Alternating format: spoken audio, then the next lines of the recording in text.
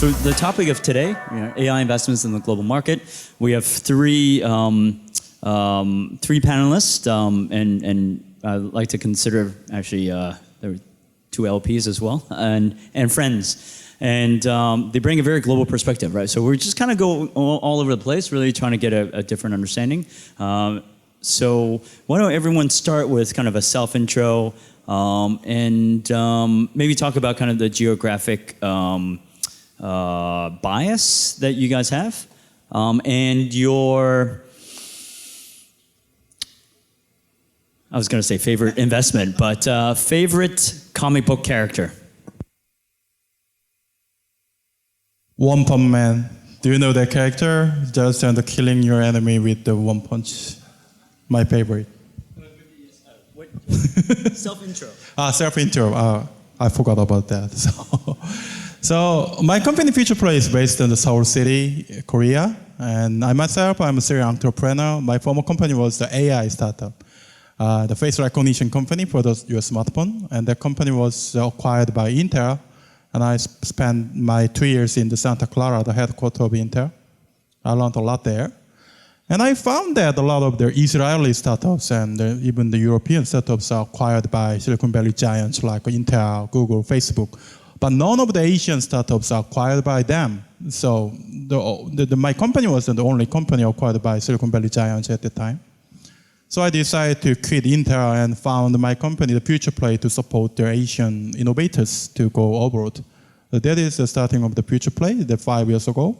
So we invested over 100, the top tier, the deep tech company. Deep tech means the edge technologies, including AI, definitely, and AR, VR, IoT, blockchain, and the type of the geeky things.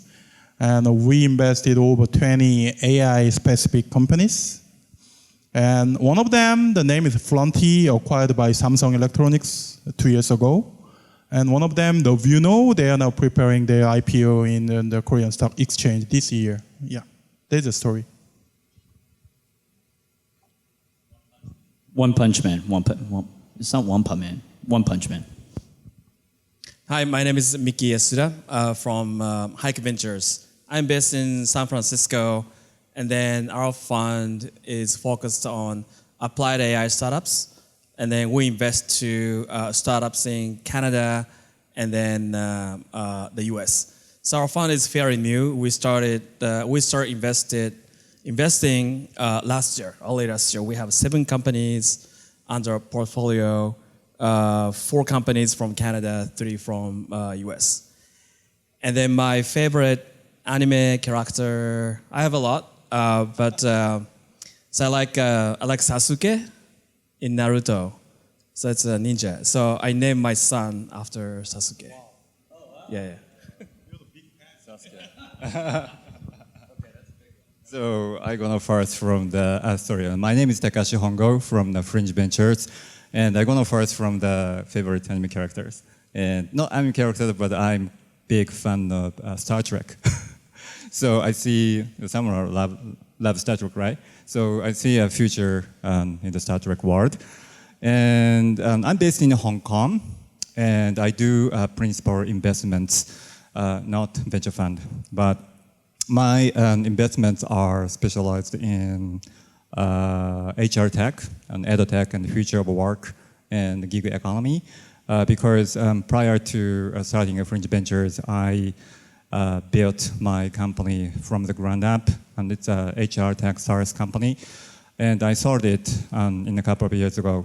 So I know entire entrepreneurial journey, and I can mentor founders in this space. And that's one of my business. And the other side of my business is buying out traditional companies in Japan and support them through adapting it to digital economy. So that's my second business. So kind of this is a softball question. Look, I mean, we're all in the business of trying to source deal flow, right? And trying to invest in early, when valuations are lower, and really trying to get in and help the entrepreneurs. But it's also difficult, right? You can't be in 5 locations at once. But the world is increasingly global. So how do you have any specific strategy on strategies on how you source deal flow, right? Do you do the hackathons and be very kind of focus on that? Do you try to exploit kind of network effects by investing in alums or certain kind of companies and alums and referrals, et cetera? Yeah, how do you guys think about it, and what do you guys do? For my company's case, we are focusing on the 3 activities. Number 1 is the connecting to their techie, geeky, their engineering group. So I believe that type of the talent, the living in the university, the top tier, the technology universities. So we dig into the technology universities around the world, especially in Korea and Silicon Valley. And that is number 1. And number 2 is that we are now collaborating with the big corporates. So, for example, the food tech company, we collaborate together, and even the beauty company and the car manufacturers. So because they know the problems, they already have some problems, and we can collaborate, and we can make the huge brand, then it's much easier to allow a lot of startups to access to the ecosystem. That's number 2.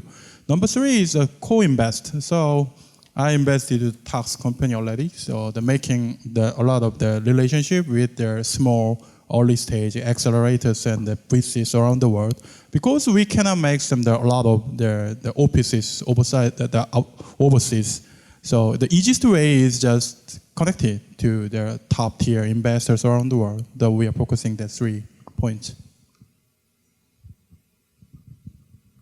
I agree. I mean, making friends is very important. So, for instance, I'm based in San Francisco. My partner Taka, he lives in Japan, and then developing, getting into Canadian startup ecosystem was hard initially. So we first, our strategy is first showing up as many as possible, and then understand the ecosystem, and then see who is making the best investment, and then try to be a friend with them. But I think we first show the respect by contributing to the ecosystem that they built. So last year we've hosted probably 5 or 6 events in Japan. So every time Canadian startups or Canadian government like a trade mission come to Japan, and then with a bunch of startups, we co-host events in Tokyo with Quebec or Canadian government, so that we can demonstrate our value, and also we can show them that we're good guys and helping their community as well. So we have one coming up this week as well on Wednesday. We are co-hosting with the Quebec. So we have Ivado, Mila. They are like a leading AI R&D center based in Montreal, and then we have 3 or 4 startups that we're pitching to Japanese companies. So I'm actually going to press on that a little bit. So I guess building the network in Japan was not always going to be hard, because in the sense you do have a network here and you used to be at DG. I'd like to kind of flip the question and actually say Canada, right? Because you built that from scratch. You're not. I don't think you're Canadian. I do know Shoji sound very well. I'm Japanese, yeah. Yeah, right. He's not Canadian. So you built that from scratch, right? Were there any? Again, did you just contribute to the ecosystem in Canada and slowly built a reputation? Is that very similar to what you did? You built that from scratch? Yeah, from scratch, mostly. So I went to McGill. MBA, so that helps a lot, a bit, but basically we built from scratch. It took us about a year.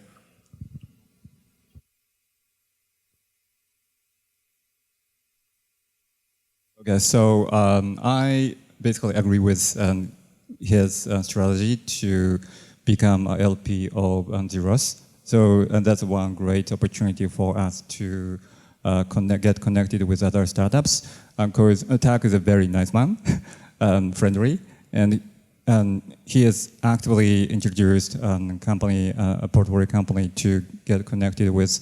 So one story here: last year I co-invested in a tech company. Cause I met the founder of the company, and also the founder introduced me other angel investor living in Hong Kong and Singapore. So we got connected and exchanged a lot of information of local startups and the community. And finally, I ended up investing in other startups in San Diego. So that story happens through the link of Zeroth. And that's a great story. And the other part of my sourcing strategy is to make the most use of business school network. So I think some of us got a kind of network, but business school is a place where a lot of students studied hard and got a strong bond. So some of students graduated after graduation. They founded the company, and others started the career as a venture capitalists. So they contributed their own community in their own countries. So it's a good way to get a lot of information from all over the world.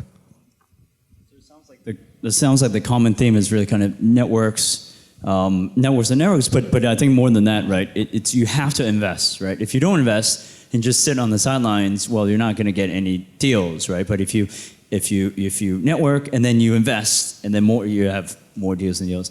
My next question is, I always like to think how people make decisions, right? How do we make decisions? How do we yes or no, and what do we like? And so we kind of alluded that to the last panel.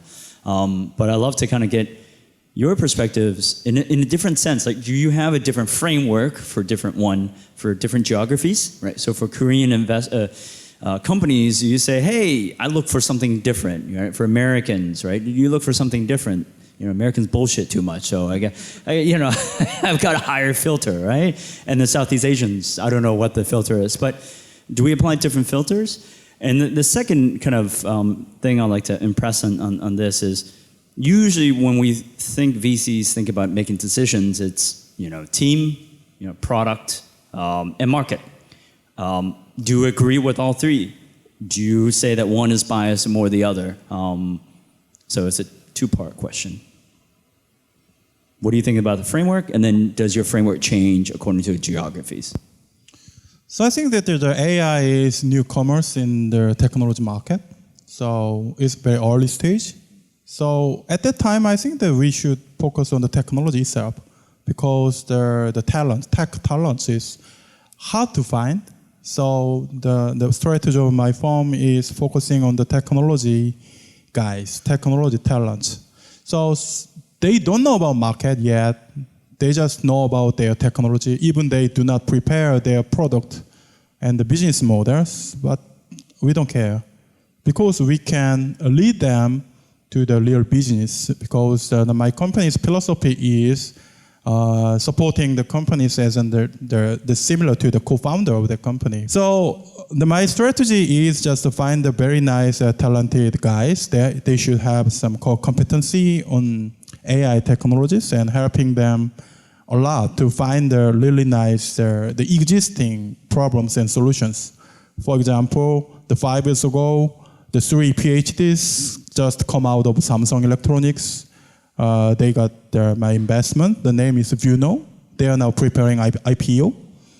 But they do have no idea on their product and the business. They just want to do some deep learning things.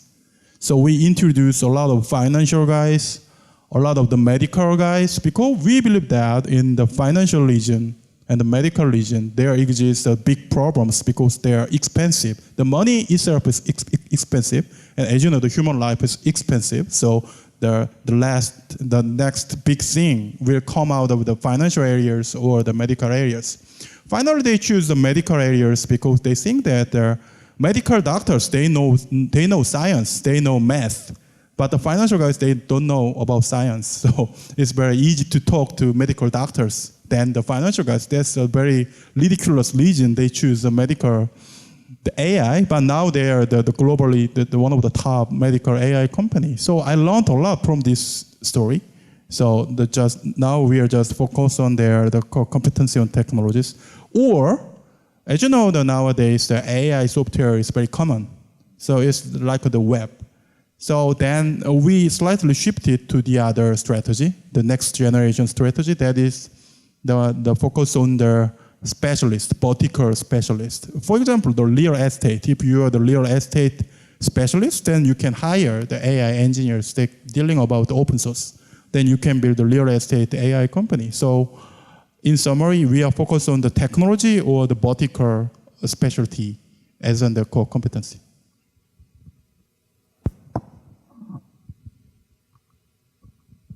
Yeah, I think a specialty is pretty important. We invest at seed stage, so as soon right after all the investors put money. So seed stage companies they usually have 18 months to hit next milestone and then raise the Series A. So 18 months probably they only have 1 year plus a couple months to prove themselves. So, and then one thing we realized that sometimes AI, even the applied AI startups, they're scientists driven. And then they are having hard time to sell their products. So the domain expertise, who knows who to talk to inside a company, and the ability to close deals, I think these are very important. And then, let's see. And then we are trying to see, so I think it's okay, if the company doesn't have a unique data source in the beginning, but I think the company has to be quick to launch a product so that as the user use the product, you get more data, and then also you get the feedback from users. So that cycle will generate what we call data network effect, and then that will make the product pretty competitive. So I think that your question is team and market and product, right? So I think that the AI is getting more and more mainstream and like a software and internet. So I don't have any specific criteria in AI space. So maybe my answer would be the same as all of you. I usually look at team balance. Founders, I think the same answer, but the founders need to have an experience in a specific industry, and he or she has to be suffered from pain points and for a long time, and he or she would like to address the problem and with the passion. So that's a bottom line to look at the team, and also when it comes to an AI space specifically, I usually look at the CTO, CTO of skills, CTO's experience, and how much I delve into how much CTO can code from scratch.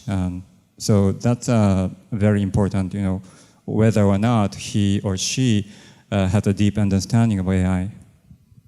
Okay, let me also kind of press a follow-on question here. So, because Jung-hee, you mentioned something that actually is I think pretty important.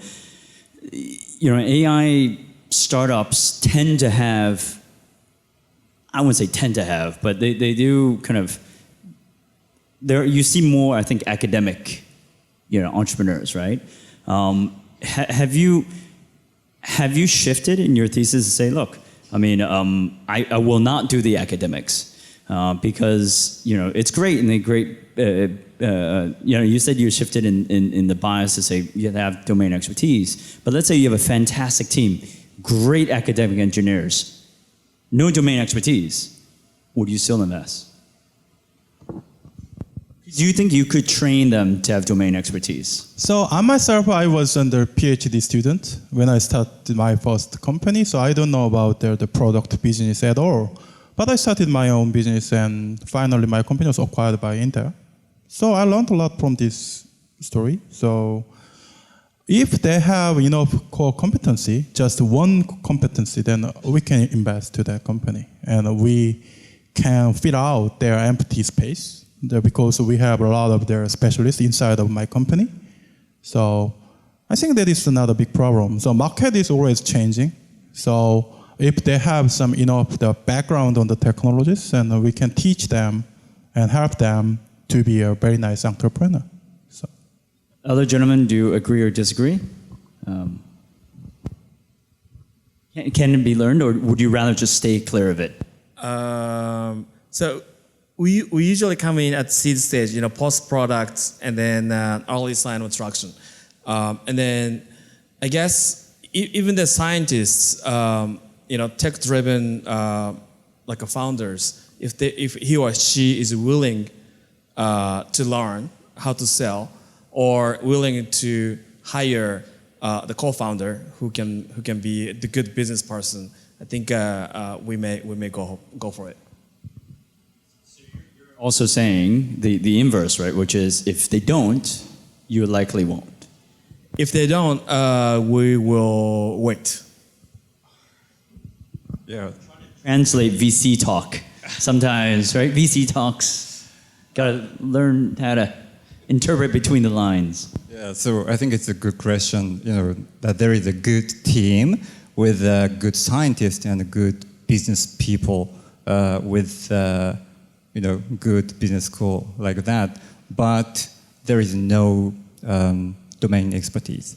So in that case, I don't invest because there is no passion in the team. So I think that passion is the most important to found a company and to keep going on the business. Without that, if they suffer something, they cannot continue everything. So I think that's my point. I'm going to have one question that's not on the thing, so I'm going to preempt that. So everyone has LPs, right? Everyone has LPs. Are any of your LPs in the background? No, right? Okay, good. Haha. Obviously, your LPs want you to make a return. They want you to 6, 7x, 10x their capital. Aside from that, right? So Hongo-san talked about passion, right? Aside from that, what else you want to get from the experience of actually investing in a founder-owned company, right? Aside from the financial return, let's take that out, right? Let's assume that they'll get 10x. What else do you look for? Why would you invest in somebody?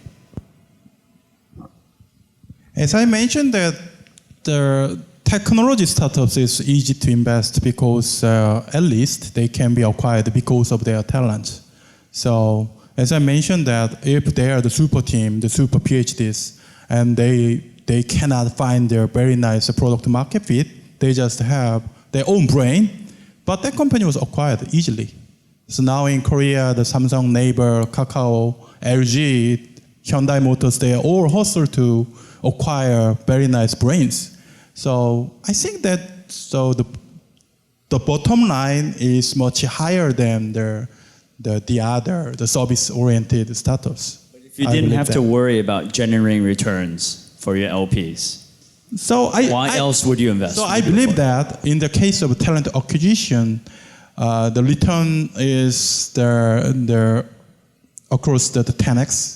And if they found the product market fit, they can go to the 100x.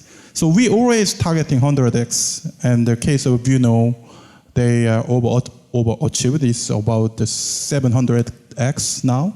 So it's under early stage, as I mentioned. So it's early stage innovation. We cannot imagine the size. So we should go higher. It's over 100x. Yeah.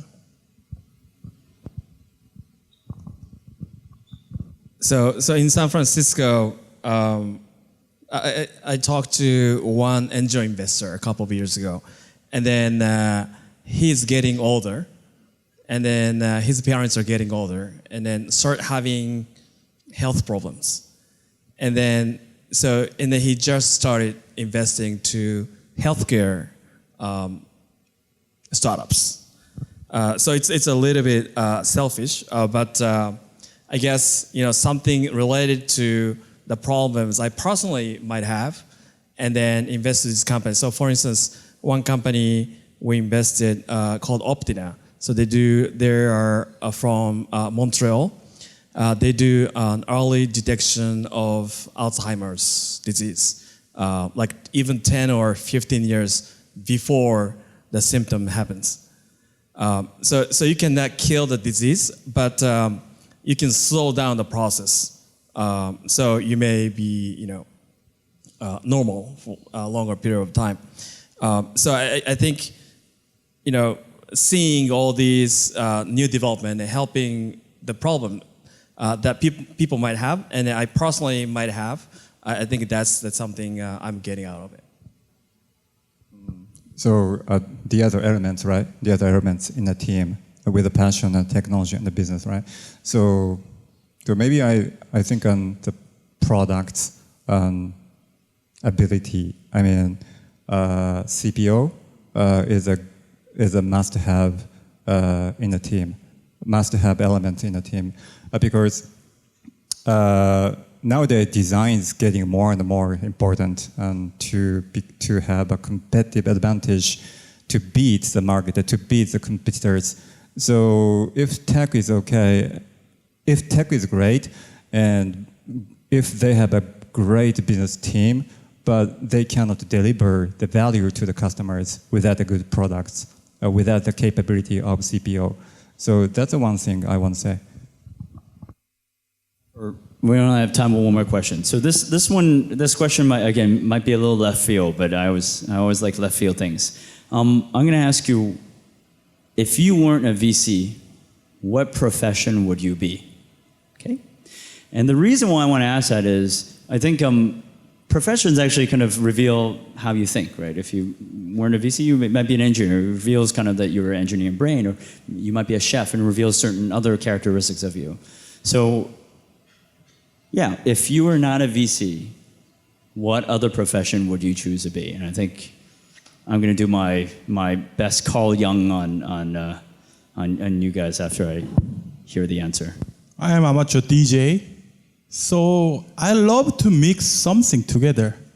So in the musical aspect, I'd like to mix the two tracks using the equipment. So I think that I'm doing the similar thing in this field, the making a mixture of the big corporate and the small startups, making mixture of the small startups and my company sometimes. So I think that I'm not a kind of investor. I'm the mixologist. So making a cocktail or making the new tunes. Or sometimes I feel that I'm kind of entrepreneur, because when I advise a company, I do not think I'm an investor of this company. I just a co-founder of this company. So I'd like to be a professional DJ. So making things happen. You never know how it works out, but it's 1 + 1 = 10, or a shit record maybe sometimes. Well, I don't have a good answer for that question. Probably so right now, I love what I'm doing. I would probably try to do. So if I'm a lot younger, I think I would try to start the applied AI startup. You'll be an entrepreneur. You'll be an entrepreneur. Yeah. To give it a go. Okay. Yes, I was thinking your question. It's a good question. So I would say I will be a teacher to teach something to kids, because kids is a possibility, right, in the future. And our job is, here, everyone is an entrepreneur or investor to try to make our future to the better world, right? So I think I would say teacher. So you're someone that looks at the potential and tries to shape people to that potential, and every kid, I guess, analogously, every startup is different and has different potential. Yeah, because the kids now, I think it's in all the stream of education, like education of not 21st century, but 20th century, like industry age. but kids need to have education in the way of the 21st century to foster the kind of innovation. So that's one of my motivation. Yeah. Thank you very much. That's all the time we have. Can we give a round of applause for our DJ, our entrepreneur, and our teacher?